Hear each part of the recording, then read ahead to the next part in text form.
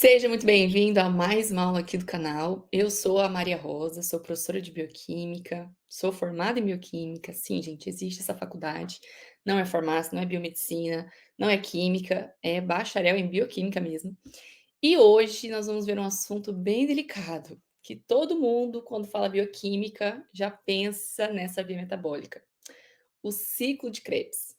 Por que será que essa via é tão difícil? E a partir de hoje ela vai deixar de ser difícil, você vai ver. Então, nós vamos ver hoje o ciclo de Krebs e você vai sair dessa aula entendendo a função do ciclo de Krebs, para que ele existe, qual que é a importância dele para o metabolismo e como entender ele como um todo. Vamos lá?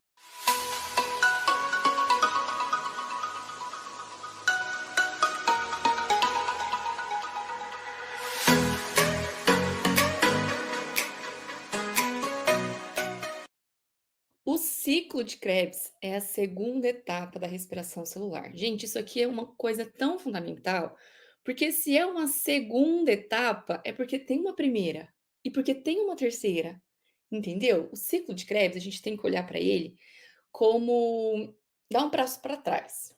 Vou explicar para vocês. Olha só, o ciclo de Krebs ele faz parte da respiração celular. Nós já temos uma aula aqui sobre isso, vou deixar aqui para vocês sobre as etapas da respiração celular, explicando todas elas. Só que o ciclo de Krebs ele pertence à respiração celular. Então, na respiração celular, nós temos três estágios, três etapas. E o ciclo de Krebs é a segunda etapa. Então, por que que eu falei para você dar um passo para trás? Porque para você entender bioquímica, você tem que entender que as coisas estão relacionadas. Ou seja, o ciclo de Krebs é isso aqui, ó, como se a gente desse um zoom aqui na segunda etapa. Mas se você der um passo para trás, você vai conseguir visualizar a parte anterior e a parte posterior, que também complementam o porquê que o ciclo de Krebs existe. Beleza? Então, vamos lá. Olha só, o primeiro estágio da respiração celular forma o acetil-CoA, que eu gosto de chamar de molécula-chave do metabolismo. Por quê? Porque ele, independente de qual nutriente você comeu, né, de qual nutriente a célula vai obter energia, seja a célula eucariótica, seja o procarioto, seja aminoácido, seja lipídio, seja carboidrato, todos eles vão formar acetil-CoA. Então, todos os nutrientes convergem para a formação de acetil-CoA. O acetil-CoA é ele quem vai ser oxidado. O que que isso significa? Remover elétrons. É ele que vai sofrer uma reação de oxidação. Uma não, né? Várias. Então, o acetil-CoA, eu gosto de falar que ele é um passageiro e ele vai ser buscado por um táxi, para conseguir ser oxidado. Então a gente tem que lembrar disso, que é o acetil-CoA que vai ser oxidado por um táxi. O táxi vai ter que buscar ele. Basicamente, o ciclo de Krebs vai ser converter a energia do acetil-CoA, que está na forma de elétrons, em transportadores de elétrons. Os elétrons que vão sair do acetil-CoA têm que ir para algum lugar, não é? Porque eu não falei que a oxidação é perder elétrons? Para onde que esses elétrons vão? Eles vão para os transportadores de elétrons, que são o NADH e o FADH2. Também já tem uma aula no canal aqui explicando como que o NADH e o FADH2 funcionam dentro de todo o metabolismo, não só aqui no ciclo de Krebs. Então, olha só, NADH e FADH2 são transportadores de elétrons. Ou seja, os elétrons que estão saindo aqui do acetil-CoA vão para o NADH e FADH2. Por quê? Porque é o NADH e o FADH2 que vai para o terceiro estágio. Então, por isso que eu falei no começo, dá um passo para trás para você entender. Tudo isso aqui está acontecendo ao mesmo tempo. Tem alguma coisa que antecede o ciclo de Krebs, que é o primeiro estágio da respiração, e uma coisa que sucede, né? Uma coisa que vem depois do ciclo de Krebs, que é o terceiro estágio, ok? Então, dá um passo para trás, porque agora, entendeu esse grosso aqui? Entendeu esse contexto todo? Agora a gente vai para o ciclo de Krebs verdadeiramente. Então, é como se a gente estivesse dando um zoom aqui no ciclo de Krebs para você entender essa pequena parte de um todo. A bioquímica tem muito disso, né? Os organismos vivos, eles funcionam como um todo. Não é só aquilo ali, só aquela via. Para a gente aprender e para a gente ensinar também, nós ensinamos e aprendemos as vias separadas, isoladas. Mas a gente tem sempre que lembrar que dar um passo para trás e ver o que que é o todo. Onde que essa via se encontra? E dentro das células eucarióticas, essa via, o ciclo de Krebs, né, vai acontecer dentro da mitocôndria. E nas células dos procariontes vai acontecer no citoplasma, tá? Um detalhe muito importante: se acontece dentro da mitocôndria, as hemácias não têm mitocôndria. Elas não fazem ciclo de Krebs? Exatamente, elas não fazem ciclo de Krebs. Então, células que não têm mitocôndria não fazem o ciclo de Krebs, como as hemácias, beleza? Então, olha só, vamos dar esse zoom aí, focar aqui no ciclo de Krebs. Será que, olhando para essa imagem aqui, a gente já se assusta, né? Meu Deus do céu, o que que é isso? Olha só, gente, o ciclo de Krebs, eu não falei para vocês que ela começa com acetil-CoA? O acetil-CoA vai ser o cara que o táxi vai buscar. Então, o acetil-CoA está aqui. E o táxi vai ser o oxalacetato. Eu gosto de falar que o ciclo do ácido cítrico, né, que é o nome do ciclo de Krebs, ele é um ciclo. Então, ele é uma das vias mais fáceis que a gente tem de estudar. Tá bom, gente, não me cancelem, tá? Eu sei que o ciclo de Krebs é difícil, mas olha só, você já vai entender por quê. Toda via metabólica, deixa eu voltar aqui para mim. Toda via metabólica começa com uma molécula e termina com a outra. O ciclo de Krebs, por ele ser um ciclo, ele começa com um e termina com ela também. Então é muito mais fácil da gente olhar para essa via como um ciclo mesmo, tem que começar e tem que terminar com a mesma molécula. Fala sério, se essa aula já não valeu. Já acho que você já pode deixar seu like aqui, porque só por essa informação você já consegue ver o ciclo de Krebs de uma maneira mais diferente, hein? Então, olha só. Quem começa e quem termina essa via? O oxalacetato. Então, é ele que vai buscar o acetil-CoA, que é aquela molécula que foi formada lá dos carboidratos, dos lipídios, das proteínas. E o oxalacetato, então, ele busca esse acetil-CoA, condensa o acetil-CoA. Então, o oxalacetato se junta com o acetil-CoA e vai formando, então, o citrato. E aí vai acontecendo as reações. Todas as reações aqui. O que que é importante a gente saber aqui desse ciclo? Quantos carbonos o acetil-CoA tem?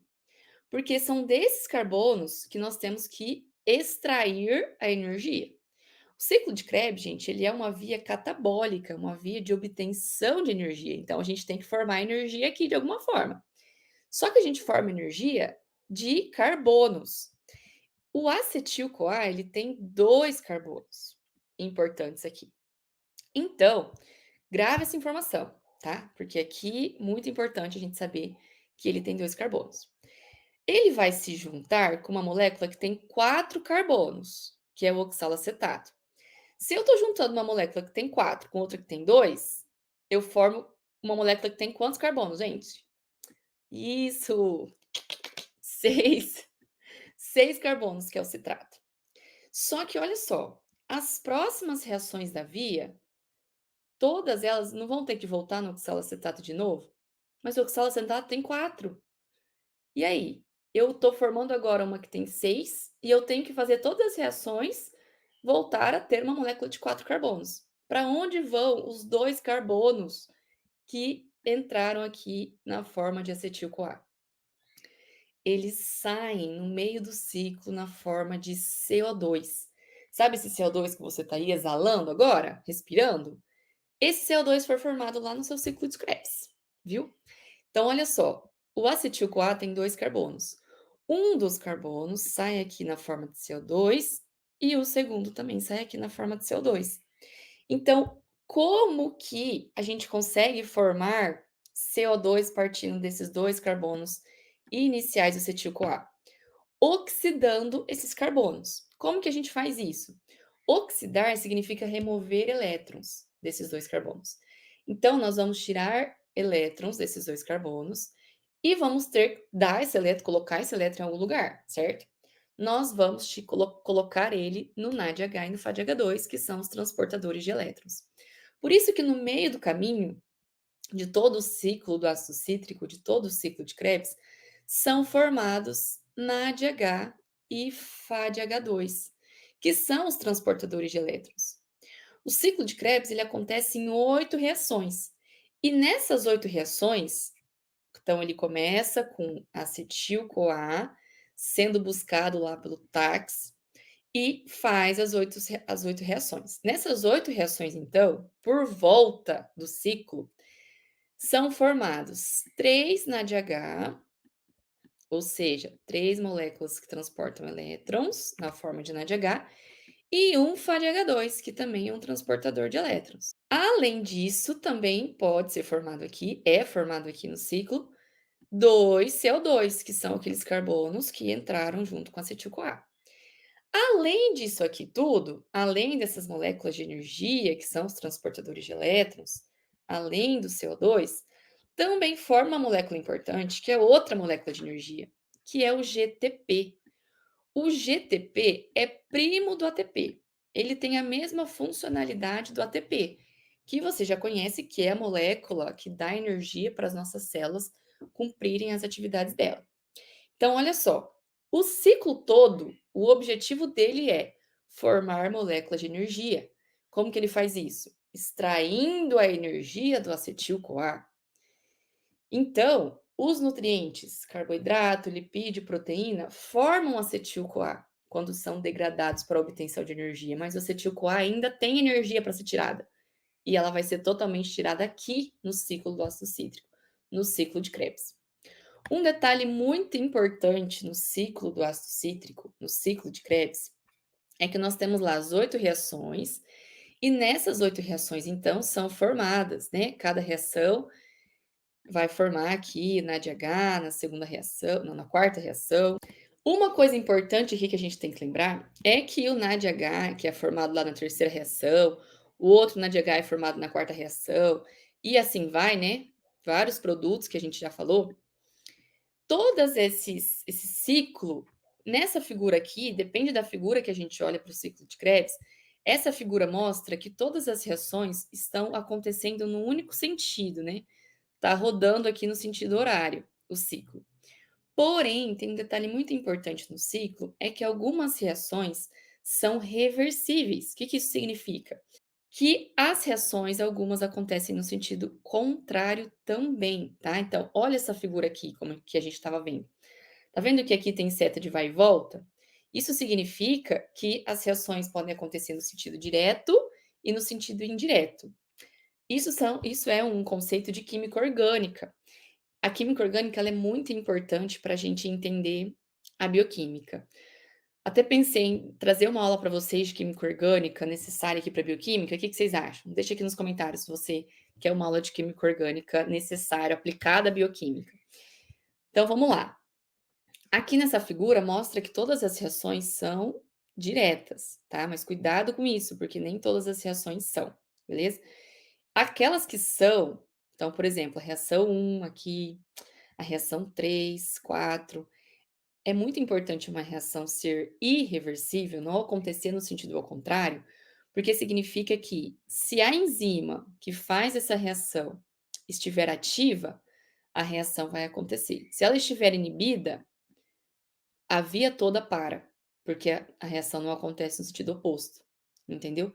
Então é uma reação irreversível, que não dá para ir no sentido ao contrário. Então é um ponto de regulação dessa via. Aqui acontecem as regulações, é aqui que os hormônios atuam, nessas reações que são irreversíveis, que não acontecem no sentido oposto. Então, olha só, falei para vocês, né, que o ciclo ele tem 8 reações. Mas volta aqui para mim, olha só. Gente, aqui na bioquímica, cada reação é catalisada por uma enzima. O que que isso significa? Que se eu tenho 8 reações acontecendo, terão 8 enzimas envolvidas nessas reações. Nós aqui no canal já tem uma aula de enzima também, explicando a função da enzima, como que uma enzima funciona. E o papel da enzima é acelerar essa reação. O ciclo demoraria anos para acontecer, mas por conta de ter enzimas catalisando, acelerando cada reação desse ciclo, esse ciclo acontece muito rápido mesmo. Então, tudo na bioquímica, né? Graças a Deus a gente tem essas enzimas para fazer as reações ali em menos de um segundo. Surreal. Então, aqui nós temos as enzimas que atuam em todas as reações, tá? Cada reação é catalisada por uma enzima diferente. Só um detalhe que é importante para você gravar as enzimas: tudo que termina em "ase" é enzima, tá? Então, às vezes, você está estudando aí, tá vendo os nomes, succinato, será que é enzima? Não, porque não termina em "ase", tá? Então, fica a dica aí. Enzima tem que terminar em "ase". Tá, eu falei para vocês que o ciclo, ele tem que formar energia, mas a única energia que foi formada aqui verdadeiramente é o ATP. Um ATP, 8 reações para formar só um ATP, gente. Só um GTP, que é o primo do ATP, que tem o mesmo papel do ATP. Tudo isso para só um. Meu Deus, que perca de tempo, né? Não, negativo. Aquele NADH que foi lá recolher aqueles elétrons do acetil-CoA, aquele FADH2 que foi lá buscar os elétrons do acetil-CoA, eles são também moléculas de energia, porque eles vão para o terceiro estágio da respiração celular, que é a cadeia transportadora de elétrons e fosforilação oxidativa. Esses transportadores de elétrons, como eles transportam elétrons, então eles vão lá nos carbonos do acetil-CoA, recolhe esses elétrons do acetil-CoA e leva para algum lugar. Não são transportadores? Um transporte não tem que levar de um ponto A para o B? Qual que é o ponto B que esses transportadores vão levar? Aqui para a cadeia transportadora de elétrons, que é o terceiro estágio da respiração celular. O NADH e o FADH2 deixam os seus elétrons, que está aqui ó, representado por essas setinhas, na cadeia transportadora de elétrons. Isso impulsiona lá dentro da mitocôndria a síntese em massa de ATP. Com um NADH e um FADH2, a gente consegue produzir muito ATP. E onde que está a cadeia transportadora de elétrons? Na membrana interna da mitocôndria. A mitocôndria tem duas membranas, né? A membrana externa e a membrana interna. Onde que eu falei para vocês lá no início da aula que o ciclo de Krebs acontece? Dentro da mitocôndria, na matriz da mitocôndria. Então, o FADH2, o NADH, que foi produzido lá no ciclo de Krebs, deixam agora esses elétrons aqui nas proteínas que estão presentes na membrana interna da mitocôndria. E aí, com esses elétrons sendo transportados, né, não é cadeia transportadora de elétrons, essas proteínas elas começam a transportar elétron uma para outra. E aí, com isso, tem a força necessária para a síntese de ATP acontecer. Isso faz o ATP ser sintetizado. Um NADH é capaz de sintetizar 2,5 ATPs.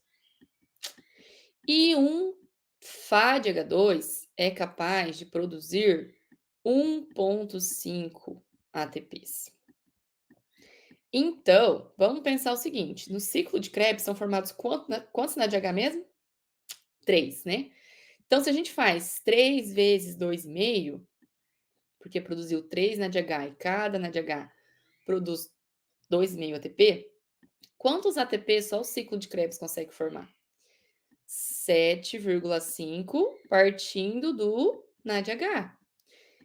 E partindo do FADH2, quantos FADH2 são formados no ciclo? 1. Então, a gente pode somar com 1,5 ATP. E aqui a gente tem 9, certo? 9 ATPs sendo formados pelos transportadores de elétrons. Mas uma volta no ciclo também forma um GTP, não é? Não forma ATP? Então, cada volta do ciclo é capaz de formar 10 ATPs. Olha só como que é energético. Vocês lembram quanto que uma glicólise forma de ATP? 2. Aqui o ciclo forma 10, tá? Então, o ciclo é energia, tem muita energia, ele consegue tirar a energia, conservar a energia do acetil-CoA, desses carbonos, para gerar essa energia química que a célula precisa, que é o ATP. A importância do ciclo de Krebs não para por aí. Aqui nessa figura, ó, nós temos o ciclo de Krebs acontecendo e aqui estão as moléculas envolvidas no ciclo. Dentro do curso Bioquímica do Metabolismo que a gente tem, nós trabalhamos as 8 reações separadamente, tá? Formando ali, vendo a estrutura química que muda para gerar o NADH, gerar o FADH2. Então, essas moléculas aqui, ó, elas fazem parte das 8 reações do ciclo. E essas moléculas são muito importantes para o metabolismo, não só para o ciclo de Krebs, mas elas fazem parte da síntese de vários aminoácidos. Com elas, a gente consegue formar aminoácidos. Então, isso é muito importante, porque isso integra todo o metabolismo. O ciclo de Krebs ele faz parte da integração metabólica. Lembra que eu falei no começo da aula que a gente tem que dar um passo para trás para entender o todo, o que está acontecendo? É isso, né? Aqui a gente deu um zoom no ciclo de Krebs para você entender o papel do ciclo de Krebs. Então, qual que é o papel dele? Gerar energia e também gerar moléculas que participam da síntese de outras substâncias. Por isso que a gente fala que o ciclo de Krebs é uma via catabólica, porque gera energia, e uma via anabólica, porque eu consigo usar energia para construir algo mais complexo. Pegar essas moléculas simples do ciclo e formar aminoácidos. Então, é uma via que a gente chama de catabólica e anabólica. Catabólica porque forma energia, forma ATP, forma NADH, e anabólica porque com as moléculas envolvidas no ciclo, nós podemos usar para sintetizar aminoácidos, que são moléculas mais complexas. Então, o ciclo de Krebs, gente, olha para ele dando um passo para trás. Entenda ali. Ah, tá. O que, que vem antes, o que, que vem depois, e o ciclo está no meio. E o que, que a gente tem que saber desse ciclo? Eu gosto sempre de frisar essas 3 perguntinhas. Acho que não são 3 não, são mais. Só que olha aqui, para mim, grava isso na sua cabeça, porque com isso você vai entender muito melhor todas as outras vias metabólicas. Maria Rosa, mas o que, que eu tenho que saber de todas as vias? Eu tenho que saber o nome da enzima? Eu tenho que decorar o nome da enzima? Não, tá? O que, que a gente tem que saber de uma via metabólica? Então, a primeira pergunta: quem começa essa via? Oxalacetato. Quem termina essa via? Oxalacetato. É um ciclo, certo? Começa e termina com a mesma molécula. Quantas moléculas de energia são geradas e quais são elas? Aqui no ciclo, 3 NADH, 1 FADH2 e 1 GTP. Também é um produto do ciclo CO2, só que CO2 não é uma molécula de energia, ok? E aí, uma outra coisa muito importante também é você saber quais são as enzimas que são pontos de regulação, que são aquelas enzimas que fazem as reações que são irreversíveis, que não acontecem no sentido oposto. Então, com essas 4 perguntinhas, você consegue resumir muito bem uma via metabólica, estudar muito bem uma via metabólica. Então, fica aqui o meu segredo, tá? Porque eu sempre ensino isso para os meus alunos. Faça sempre essas 4 perguntas para você entender a via metabólica, beleza? Então, se foi útil para você essa aula, se você conseguiu compreender o ciclo de Krebs de um jeito mais simples e mais fácil, segue a gente aqui, se inscreva no canal, deixa aqui seu like e também compartilhe com seus amigos, porque eu sei que o ciclo de Krebs é difícil, mas quando a gente tem um parceiro de estudo para estudar, fica muito mais fácil. Então, já manda essa aula para ele também, para ele já entender e vocês estudarem juntos, tá bom? Um beijo para vocês, gente. Até a próxima aula, toda terça-feira, às 19 horas. Tchau, tchau.